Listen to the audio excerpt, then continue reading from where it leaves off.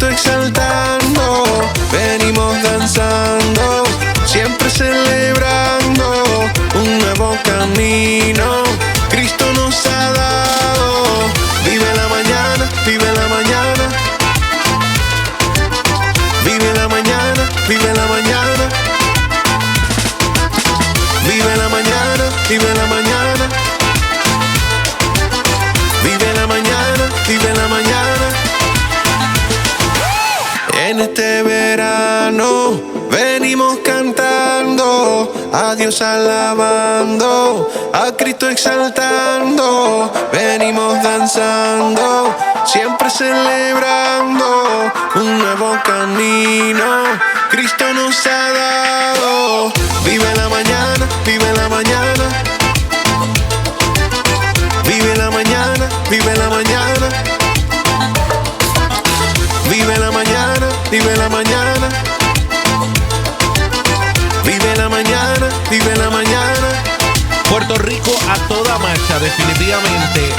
Saludo a toda esta gente que han sentido el taponcito, el cambio del taponcito. Tranquilo, disfrute el 88.1, ánimo donde quiera que usted esté. Y vamos a darle gracias a Dios porque, mire, nuestro Puerto Rico se mueve para cosas extraordinarias. Y usted manténgase ahí para ser bien informado, y tenemos un tema muy importante que creo que debemos de estar pendientes todos. Y en efecto, hemos visto muchísimas cosas pasando en nuestra isla y yo creo que es pertinente que podamos hablar al respecto, Rafa, y que podamos recibir con mucho cariño a una doctora en psicología que va a estar hablando sobre esto. Pero, Rafa, cuéntanos un poco. Interesante la visita de la pastora y psicóloga clínica Liliana Villanueva, porque es un tema muy pertinente. Una de las preguntas que uno se hace, Liliana, con mucho cariño, es esas áreas en la vida que se lastiman después de un evento traumático, cómo uno inicia el proceso para superarlos, sanarlos, si se pudieran olvidar, que no sé si es posible. Sí, saludos, muchas bendiciones a todos los que nos están viendo. Bienvenida, gracias por estar acá. Gracias a ustedes por la oportunidad. Definitivamente, ante un evento de abuso sexual hay muchas áreas que se lastiman, ¿verdad? Cuando uno es un niño, cuando uno es un menor de edad, que es el caso que estamos escuchando, ¿verdad? Públicamente hoy, lo que uno espera de las figuras de autoridad, que son papi, mami, tití, ¿verdad? Adultos que nos rodean. Abuelo, abuela, es esa sensación. Yo espero que esa persona sea la persona que me proteja, que me cuide, que me ame. El niño, el bebé cuando nace está desprotegido, está vulnerable, y lo que espera de esas figuras es cuidado, protección y que se le cubra esas necesidades básicas. ¿Qué pasa? Cuando yo empiezo a crecer y en vez de recibir, ¿verdad? Ese cuidado, ese amor, esa sutileza de parte de esa figura de autoridad, y lo que empiezo a recibir es maltrato, es toques incómodos en áreas donde tal vez siempre me dijeron que esas eran las áreas privadas, ¿verdad? Y de momento empieza a hacer acercamiento, ¿verdad? Hay varias cosas que se laceran, ¿verdad? Entre ellos es que cuando son chiquititos, bien chiquititos, podrían pensar que eso es normal, ¿verdad? Es que es normal que ¿verdad? Se hagan acercamientos de esta índole. Pero ya cuando vamos creciendo y vamos discriminando lo que es bueno y lo que es malo, nos damos cuenta de que, espérate, aquí hay algo extraño, y empieza a lacerarse ese asunto de sentir que la persona que se supone que me proteja no me está protegiendo, me está haciendo daño, ¿verdad? Y este tipo de acercamientos comienza a lacerar muchas áreas. Número uno, la estima de ese menor. Comienza a desarrollar ansiedades, temores, comienza a desarrollar en los menores también, a despertar áreas dentro de lo que es su cuerpo, ¿verdad? Y lo que es la sexualidad. Muchos de estos niños empiezan a tener manifestaciones, ¿verdad? En los cuidos, toques, ¿verdad? Con otros niños. Porque piensan que eso es normal. Eso es normal. ¿Qué le está pasando a ellos? Es normal. Exacto. ¿Verdad? Tú empiezas a recibir quejas de tal vez las maestras que la están cuidando en el centro de cuidado, diciendo, es que cuando ella está durmiendo, pues lo que hace es tocarse o tocar a otros niños, ¿verdad? Oye, y no significa que porque eso esté ocurrido o haya ocurrido con su hijo es que en efecto hubo un abuso sexual, pero son más propensos porque hay áreas de su cuerpo que empiezan a explorarse, ¿verdad? Porque pues han sido expuestos a este tipo de acercamiento. Así que hay muchas áreas que se van trastocando, ¿verdad? Claro, cuando empiezan a crecer, pueden desarrollarse también conductas sexualizadas a temprana edad. Bien tempranito, a los 10, 11, tú ves que empiezan a despertarse el asunto. Sí, que debería tardarse un chisme más, no tampoco tan temprano. Claro, empiezan a desarrollarse 7, 8, 9 años. Tú ves que los nenes están coqueteando, que están haciendo acercamientos, dándose explorando también cosas. Están, ¿verdad? Y entonces tú dices, espérate, ¿qué está pasando aquí?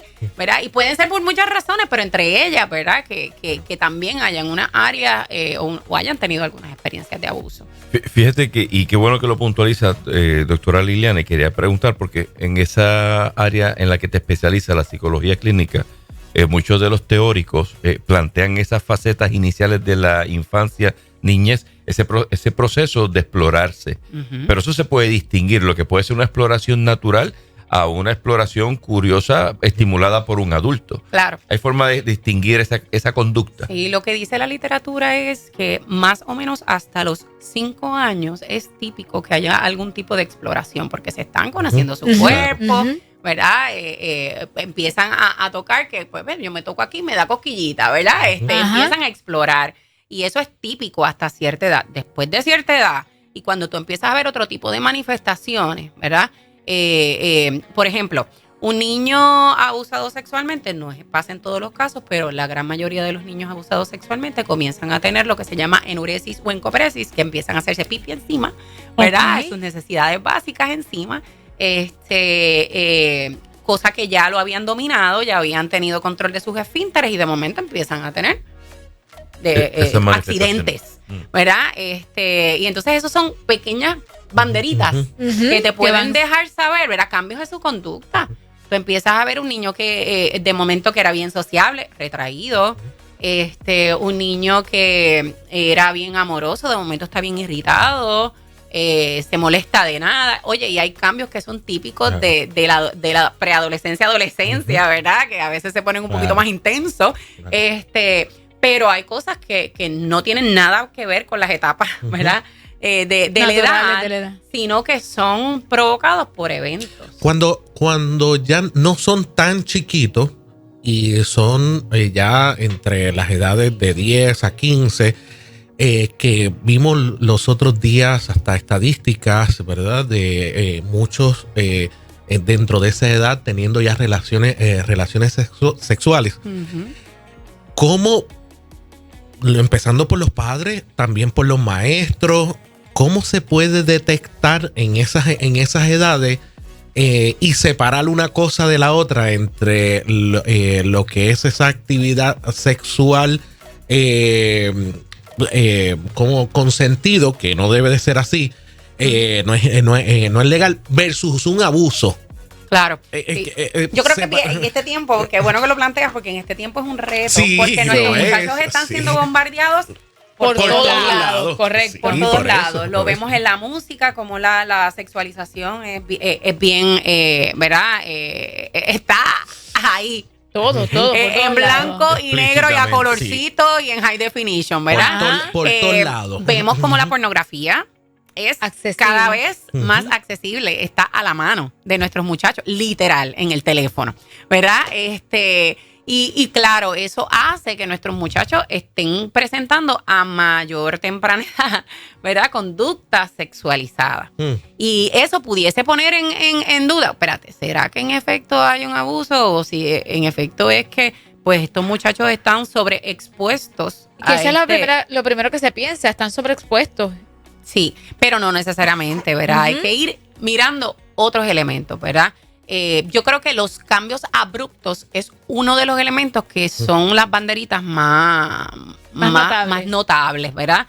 Un niño o un adolescente que de momento era de una manera y de la nada empezó a tener un cambio en su conducta bien radical y bien inesperado, ¿verdad?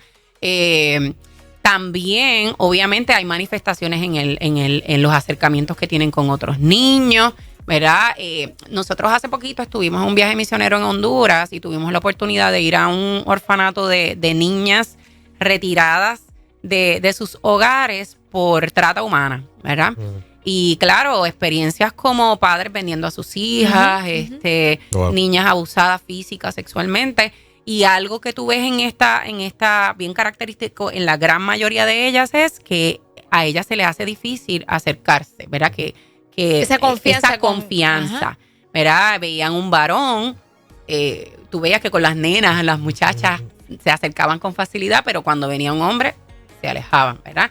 O cuando venía una persona el género, del sexo que tal vez hizo el acto en contra de ella, se distanciaban, ¿verdad?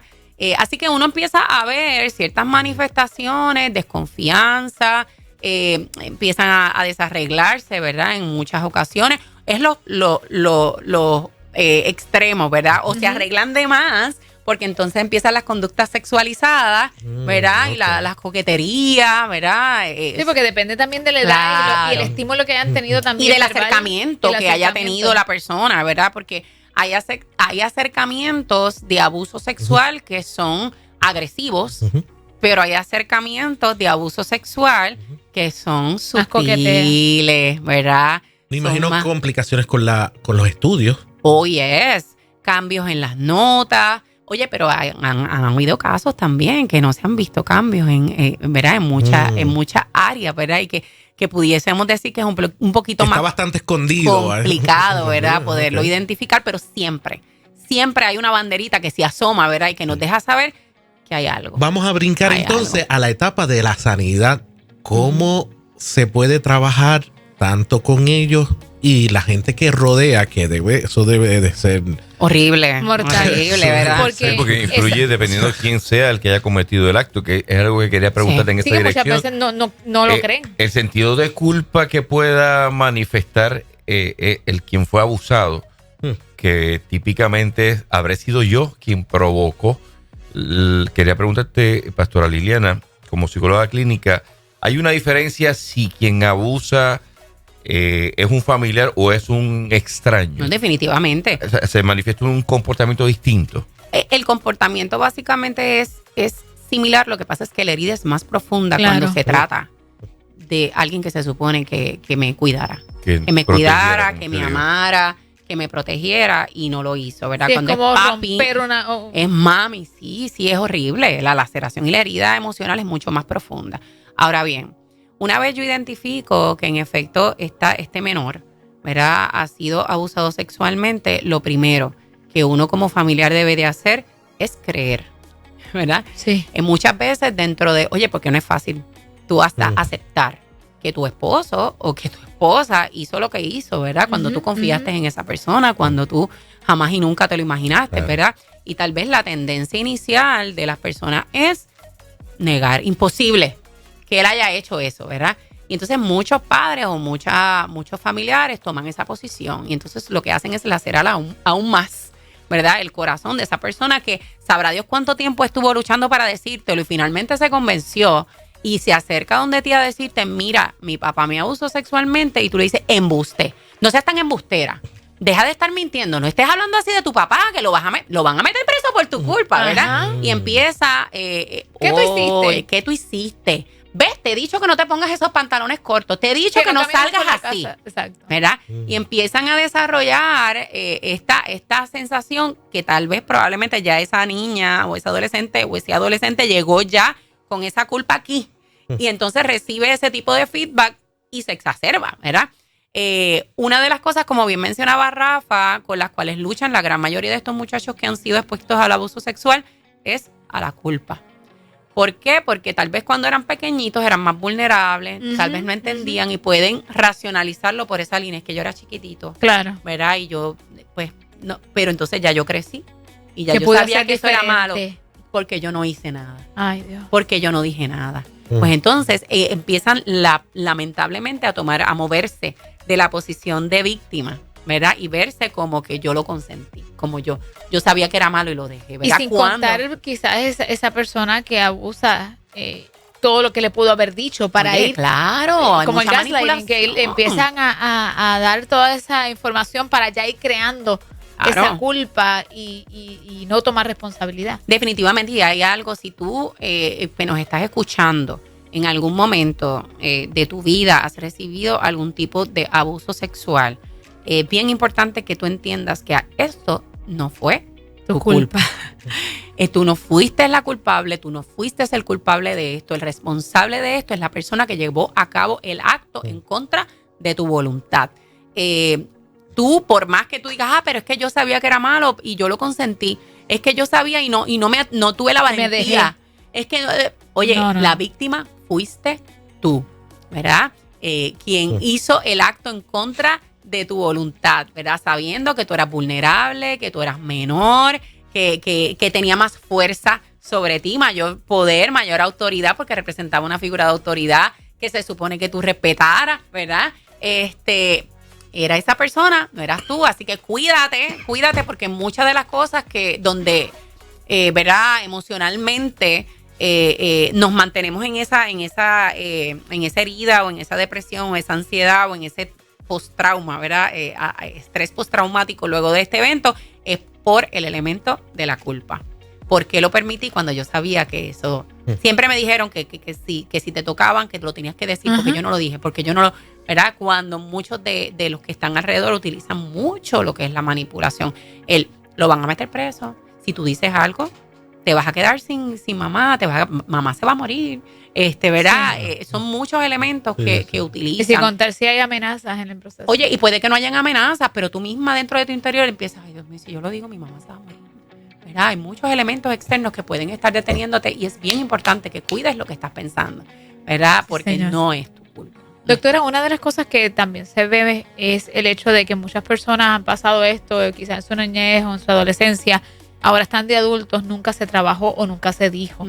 Y están tratando de hacer una vida normal. Sin embargo, usted utilizó para el aire un ejemplo, que el proceso de sanidad es como una cebolla que va por el proceso, por pasos, por capas, exacto. A estas personas que quizás nunca han dicho nada, que se les puede estar haciendo difícil un matrimonio, que se les puede estar haciendo difícil. Es más, acercarse al sexo opuesto, que como debería ser. Íntimamente, claro. Como debería ser, porque simplemente no hablaron. ¿Todavía hay tiempo de sanidad? Claro que sí, estás a tiempo. Nunca es tarde, ¿verdad? Para poder comenzar a sacarle esas capitas a la cebollita y empezar a dar el primer paso. El primer paso, que es esencial, es abrir tu boca y decirlo, claro, en un ambiente protegido, a la persona correcta. Busca a tu alrededor, ya sea algún líder, algún pastor, alguna persona sabia. Siempre hay alguien, ¿verdad? Siempre Dios pone gente sabia alrededor tuyo. Identifícala, no tengas miedo, acércate, déjale saber lo que está pasando. Y claro que sí, hay ayuda. Vemos psicólogos que queremos ayudarte en este proceso para que tú puedas sanar. Dios nos quiere sanos. Pastora Liliana, acá tocamos estos temas trascendentales y siempre también vemos la otra parte de la misericordia manifestada contra el que comete algún tipo de agresión. En esta situación es más delicado aún manifestar misericordia por alguien que intencionalmente hizo daño o impulsado por algo. Pregunto para efectos de conocimiento, en el momento que yo, papá, me entero de una agresión sexual contra uno de mis menores, ¿yo debo denunciar inmediatamente o se debe corroborar si en efecto ¿verdad? La práctica está cometida antes de exponer a una persona que después eventualmente no haya sido como se da el relato? Siempre debemos de creer en lo que nos está diciendo el menor. Siempre. Luego de eso, ¿verdad? Cuando, por ejemplo, han venido gente a mi oficina diciéndome, mira, mi hija me acaba de decir que su abuelito, esto es un ejemplo, ¿verdad? Hipotético, su abuelito le tocó, ¿verdad? O está teniendo actos lascivos con mi hija. Bueno, tenemos que llevarlo a un doctor, a un médico que evalúe físicamente a este menor, ¿verdad? No para corroborar, sino para ofrecerle en efecto los servicios médicos, ¿verdad? Que requiere. Y que se le está prestando atención a su reclamo. Cuidado, claro. ¿Verdad? Que este menor requiere de salud. Adicional a eso, tenemos que ir a la policía y tenemos que reportar, ¿ok? Ellos se encargarán de hacer las averiguaciones pertinentes y de llegar a las conclusiones que tengan que llegar. Pero tu hijo necesita saber que tú crees en él, que eres estás aliado, dispuesto a apoyarlo en este proceso dificilísimo, ¿verdad? Porque no va a ser fácil tener que hablar de lo que me hicieron con detalles ante personas diferentes, ¿verdad? Para poder exponer y poder llegar y dilucidar, ¿verdad? Realmente qué fue lo que ocurrió y que la persona pueda tener las consecuencias. Así que tenga que tener. En efecto, si eso fue lo que ocurrió, ¿verdad? Y lo que la ley determine que procede. Ahora bien, tu posición como papá o como tití o como prima o como maestra, ¿verdad? Es comunicarlo, ¿verdad? Ir a la fuente correcta. Si es en la escuela y tú eres maestra o maestro. Y o maestro en la iglesia. En la iglesia. Oye, a nosotros nos ha pasado, ¿verdad? Que hemos tenido niños que nos han comentado cosas en la iglesia y hemos tenido que proceder a trabajarlo, ¿verdad? Si usted está ahí, usted escuchó que algún niño ha recibido algún tipo, niño, adulto, menor, ¿verdad? Ha recibido algún tipo de abuso, nosotros somos, ¿verdad? Responsables. Sé que el tiempo apremia y estamos en los minutos finales, sin embargo, el proceso de sanidad y de perdón no lo debemos dejar fuera. ¿Cómo usted nos puede hablar sobre eso? Porque nada más de pensarlo, uno dice, ¿cómo? Sí. Esto, miren, yo creo que, claro, el proceso terapéutico es bien importante porque hay que trabajar con el asunto de la culpa, hay que trabajar con el asunto de lo que es restablecer la autoestima, el amor propio, lo que es tu identidad, ¿verdad? El asunto de la confianza, pero el asunto del perdón es esencial. Y eso no solamente se trabaja a nivel terapéutico, sino que también hay que trabajarlo a través de Cristo. No solamente hacia la persona, ¿verdad?, que ha sido víctima, que en efecto hay que protegerla y hay que trabajar con su corazón, pero también, como mencionaba ahorita Rafa, a veces nosotros como iglesia nos volcamos a juzgar, a señalar, a atacar con el marrón a esa persona que hizo lo que hizo, y en efecto esa persona tendrá que vivir las consecuencias de sus actos, pero no nos podemos olvidar que nosotros tenemos que tener una mirada de amor y de misericordia y de perdón, que asimismo como esa persona hizo lo que hizo y merece culpa y merece castigo, tú y yo también merecíamos castigo y merecíamos culpa. Wow. Y nuestros pecados no son jamás y nunca más pequeños de lo que esa persona pudo haber hecho. Y con todo y eso fuimos mirados con amor y con misericordia. Y que asimismo nosotros tenemos como iglesia, ¿verdad?, que tomar una posición de misericordia. La justicia se encargará de hacer lo que tiene que hacer y la persona recibirá las consecuencias de sus actos, ¿verdad?, basados en lo que la ley establezca. Pero nosotros como iglesia tenemos que cuidarnos, ¿verdad?, de tener una mirada de misericordia y de perdón. Y claro, estas personas que han sido y que han recibido el abuso, sí, son capaces. Yo he visto muchas niñas, muchas adolescentes, muchas jóvenes, muchas mujeres y hombres que han sido restaurados y que han logrado perdonar. Y perdonar no significa aceptar el abuso ni restablecer relaciones con esa persona. No, es sanar en tu interior y que no hayan emociones, ¿verdad?, que te sigan lastimando y deteniendo. Doctora Liliana Villanueva, psicóloga clínica, aparte de ser pastora asociada de Casa de Pacto, donde tengo la dicha de ser allá miembro de esta hermosa congregación en Trujillo Alto. ¿Tienes clínica privada? ¿La gente puede hacer consultas profesionales? Claro que sí. Pueden comunicarse a nuestras oficinas al 787-221-3421, 787-221-3421. Gracias, doctora, por traernos sanidad a través de sus palabras. Amén. Bendiciones. Por más de 2000 años, su vida y sus palabras han impactado a millones de personas.